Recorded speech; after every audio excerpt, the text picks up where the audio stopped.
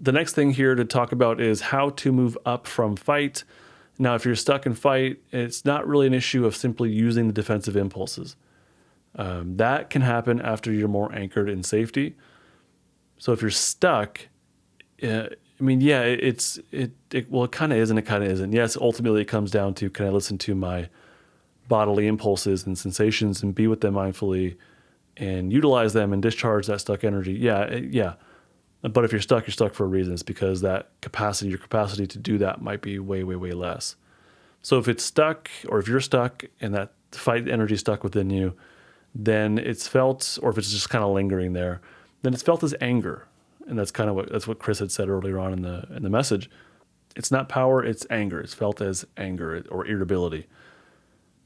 Now, once the safety state's active, then it will be experienced as power and motivation, competence, confidence. But you have to have the safety state active along with it.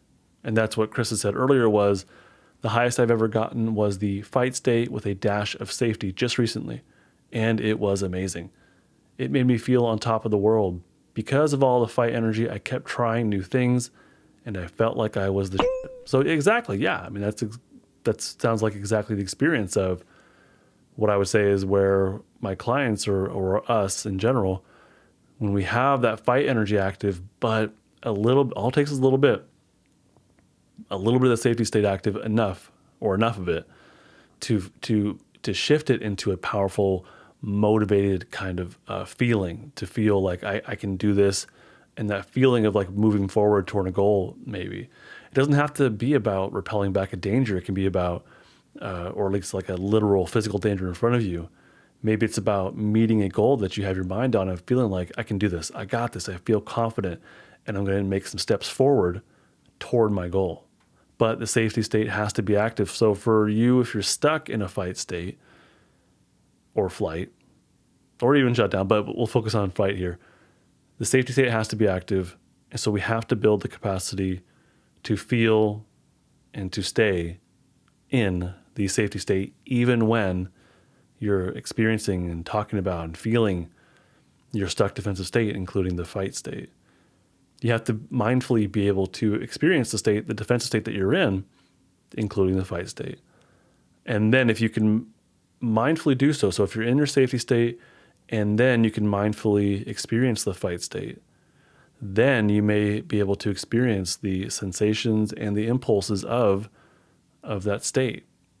You may be able to use movement or your imagination or even creativity as ways to discharge at least a little bit of time, or to build a tolerance to that stuck defensive state.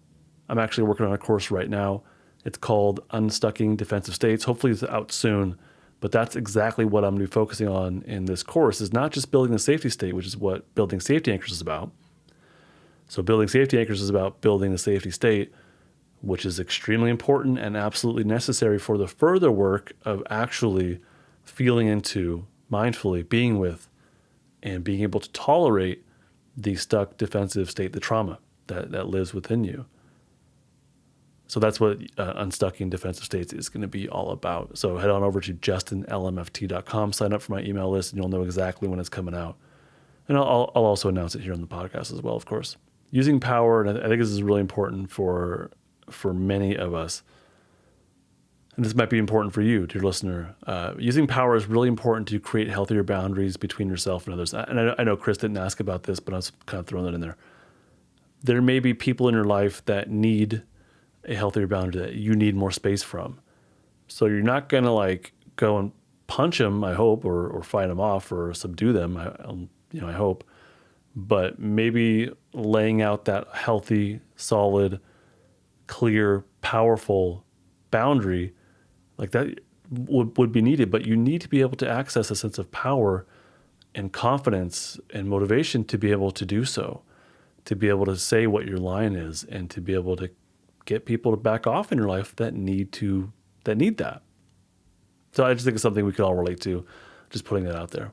Hey, thank you so much for watching all the way to the end. I, of course, have a lot more stuff here on YouTube, but I also have even more on my website. It's justinlmft.com. I have a blog. I have a podcast, I have free resources, and I have some paid courses as well.